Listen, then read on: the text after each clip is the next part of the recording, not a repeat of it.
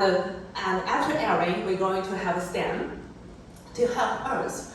Okay, so we have some new building. New building is more easier to get some, get some improvement. But Stan, maybe can share about some insight about, because their company assists a lot of the corporation, the landlords, or we say investor to enhance their building. Enhance their building or enhance their construction to align with the ESG or align with the WELL certificate or a green certificate. So maybe later have a look at how it's going to help all building to do this. Okay?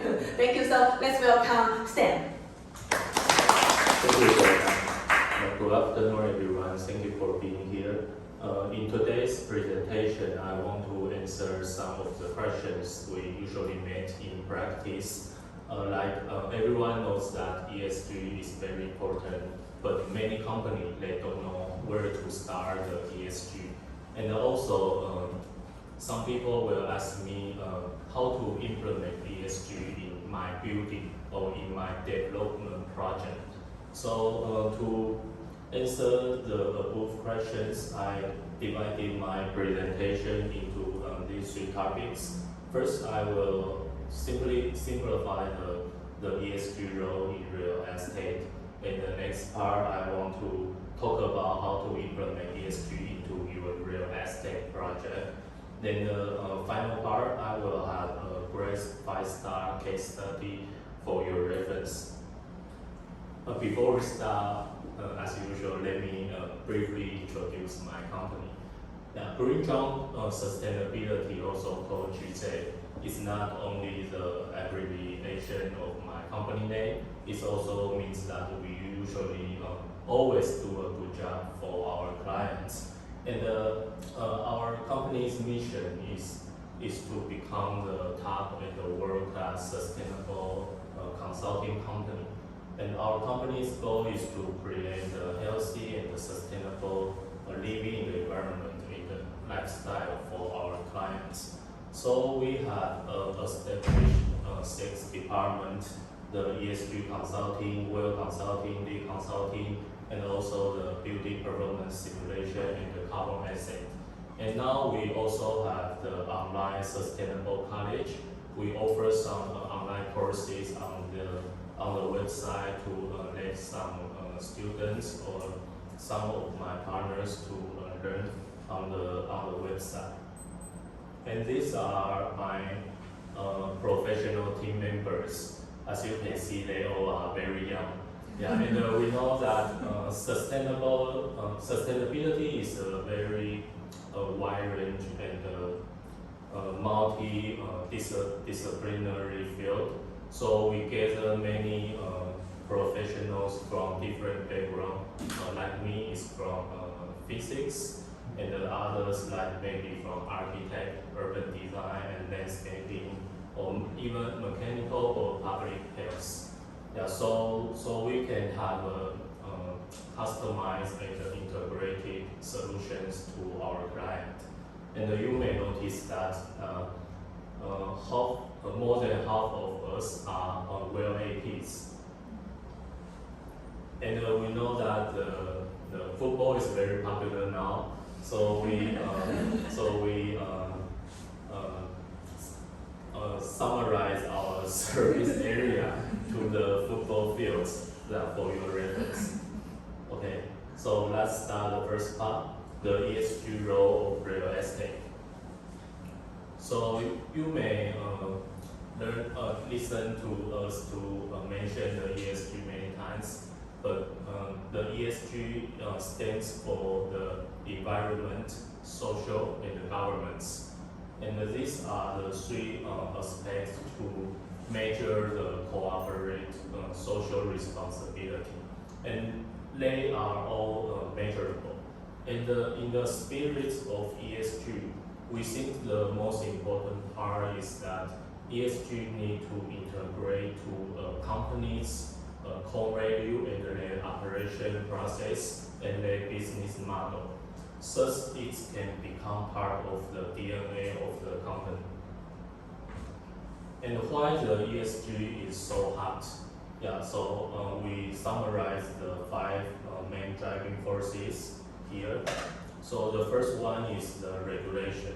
So now many countries have the regulation about ESG implementation and also the carbon reductions. And the other is the corporate image. Yeah, so if your company don't have a good ESG performance, then you won't have the good corporate image. And the other like the operation. And I think this is the most strong strength in Taiwan now, because Taiwan company are the suppliers like the Apple or Microsoft, Google. So in the supply chain, the big brand, they will ask the suppliers to do a good ESG in their company or in their factory. And the others like the funding.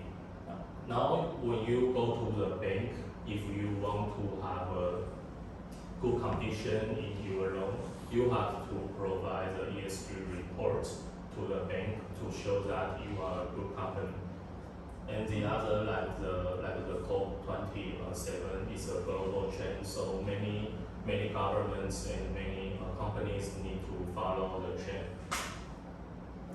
And this one is I think it's the consensus of global government and company that we need to achieve the net zero emission by 2050.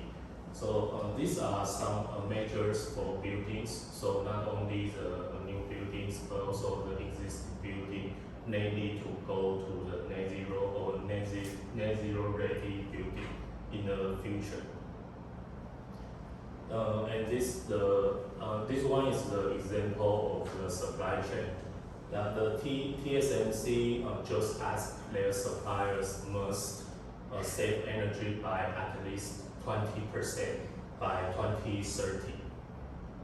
And this is the other example that even in the office rental field, the tenant now will ask the landlord to reduce the carbon emission in the building.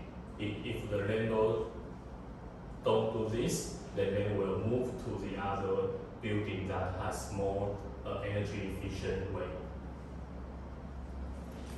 Okay, so this chart can simply summarize the relationship between the building and the ESG.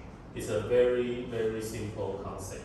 So you can see from this chart, the building accounts for around 40% of the global carbon emissions. And this is the same for the company's operation, because every company needs the building for their daily operation or manufacture the products. So the company, when they want to do a good ESG, they need to reduce the carbon emission in their building. And this is the E part of the ESG. And the other way, you may notice that most people spend 90% of their lives in the building. So how to make the building more healthy is the important issue in the S part of the ESG.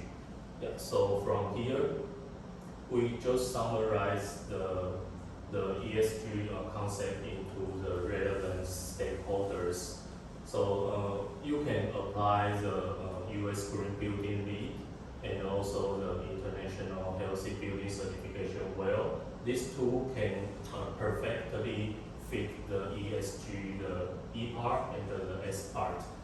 But when we talk about the G part, you need to go back to the company management system, like the management of the suppliers.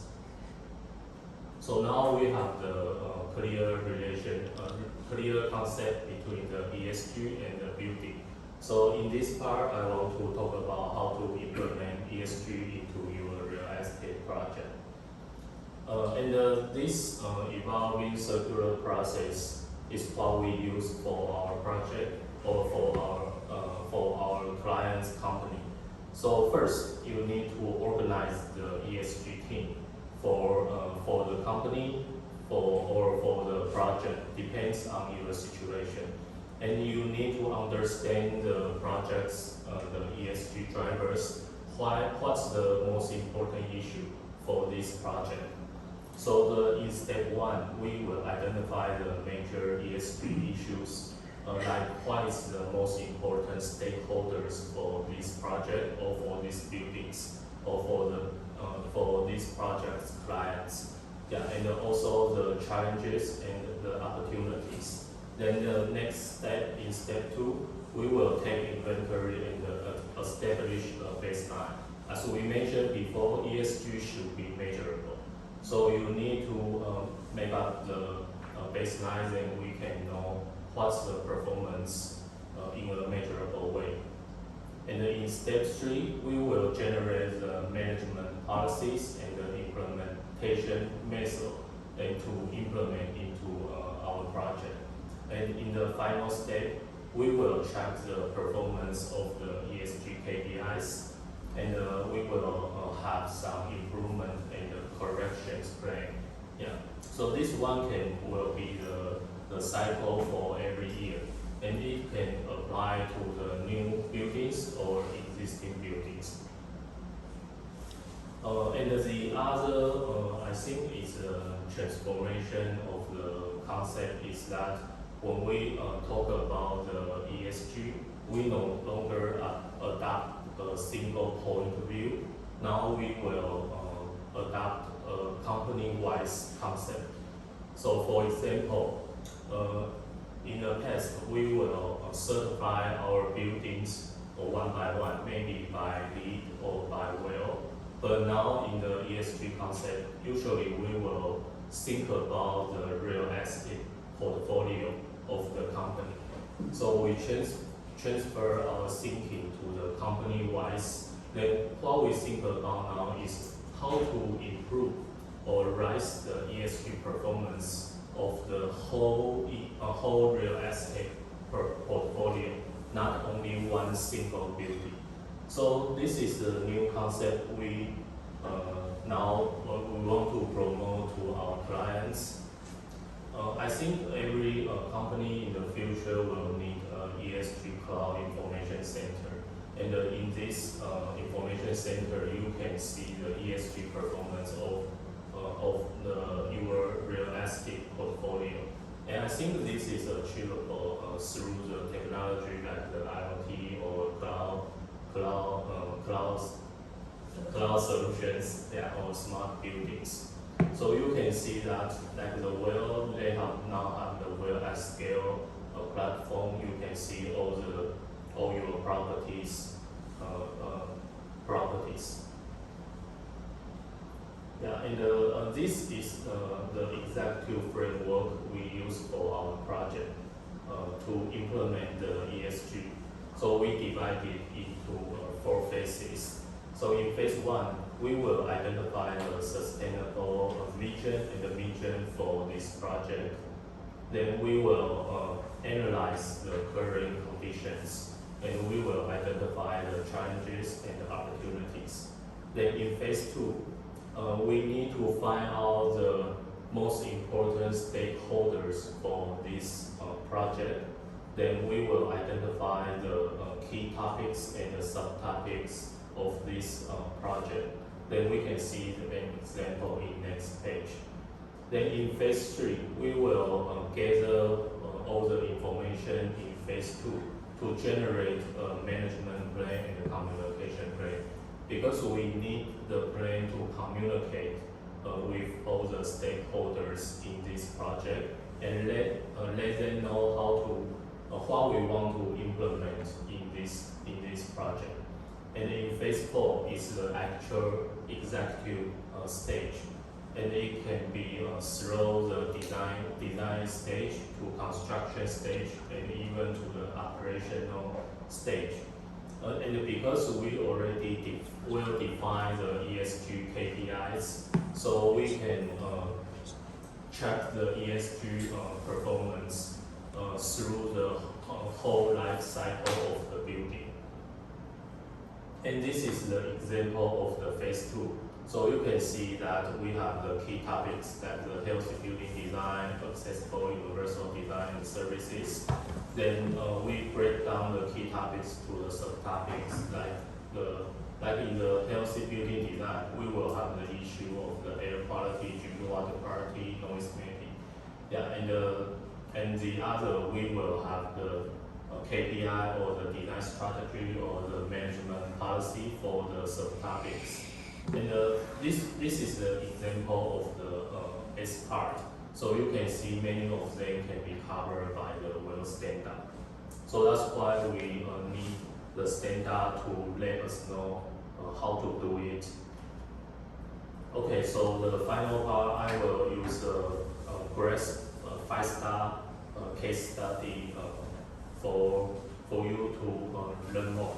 Yeah, GRASP is the ESG benchmarking system.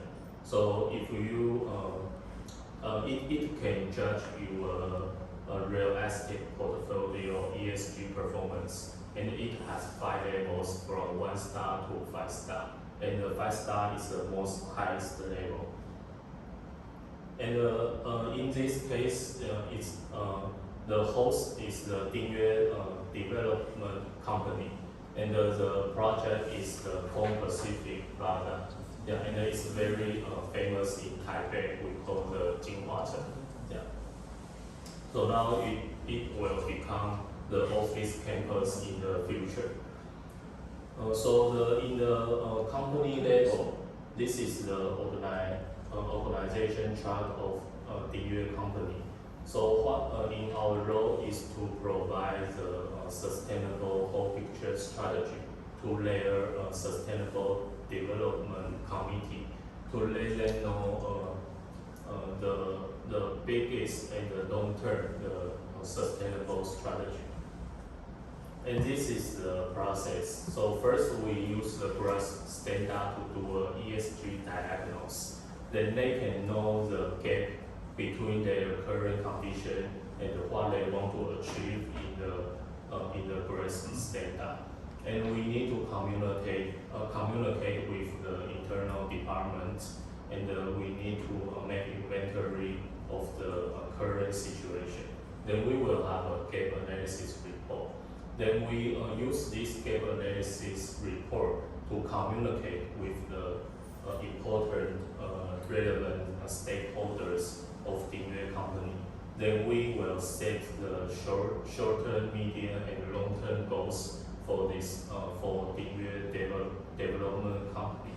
Then we will gather the goals into the sustainable development white paper. Yeah, and this white paper is very important. It's a plan from now to the 2030, and it will become a guide for internal decision making. And they can regularly review and update it. Yeah, usually it's 1 year for update. Then the final step is that we join the GRASP rating. Yeah, because GRASP is the global real estate ESG benchmarking. So when we join it, from the result we can know how's our ESG performance compared to the other peer groups.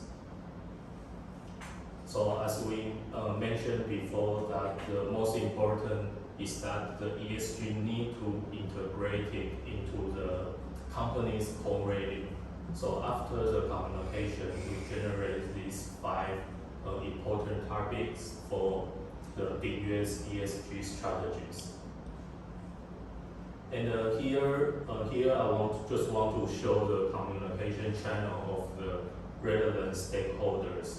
Because in the ESG implementing process, the communication is very important. You need to use many time to communicate with the stakeholders. So that in this company, the contractors or suppliers are their main stakeholders. So we will have the feedback meeting or ESG training plan with them. Then we can have a good communication. And all the above organization level work is to enable us to implement the ESG more fluently into the project. So this is the Cone Pacific Plaza, and just want to construct last month. Start to construct last month. Yeah. So because we now have the sustainable white paper, so it's very easy for us to use the white paper to communicate with the project level stakeholders.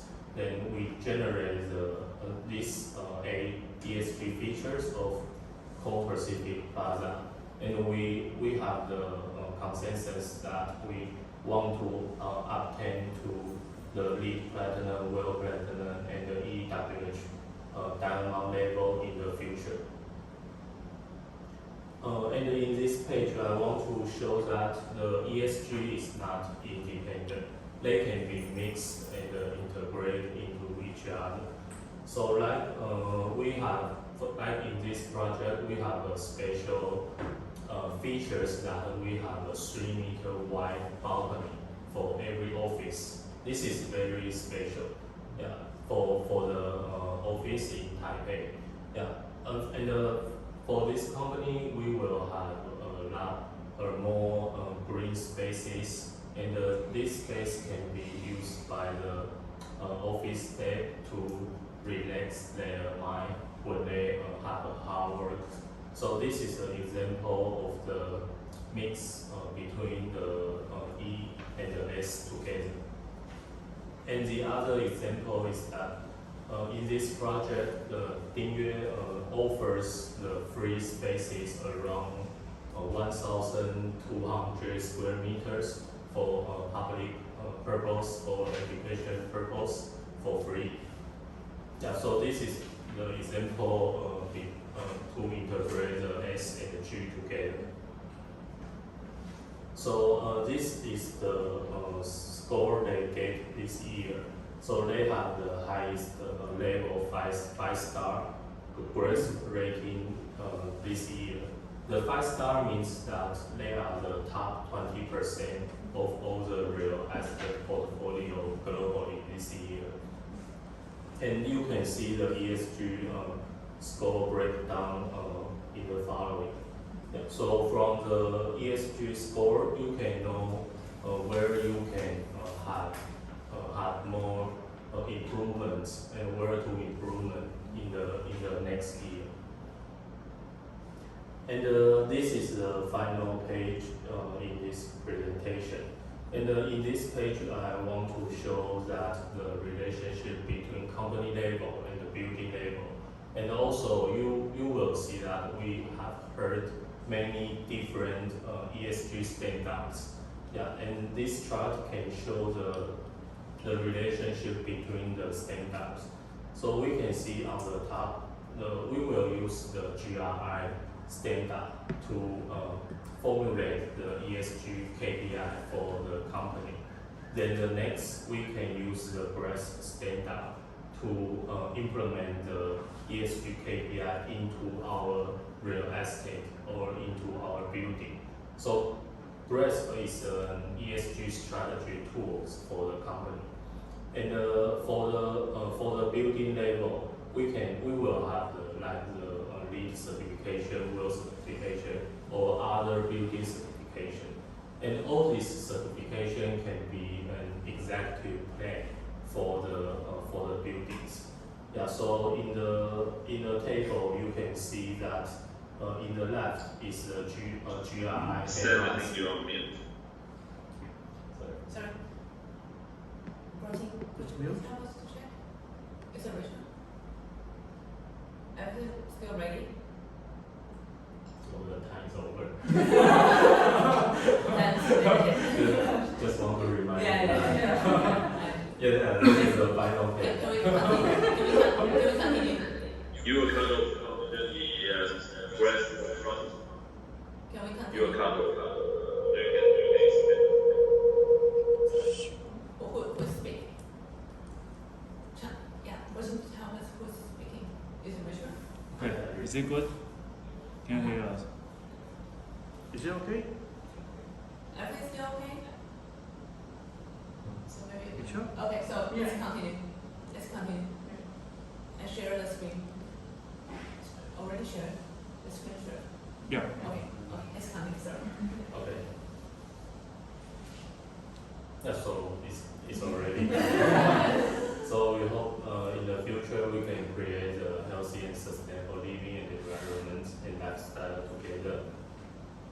And we publish the sustainable news and the knowledges in our website regularly. So if you are interested, you can join our Facebook group, a live group. Then you can learn some sustainable news on the group. Yeah, thank you. Thank you, Stan.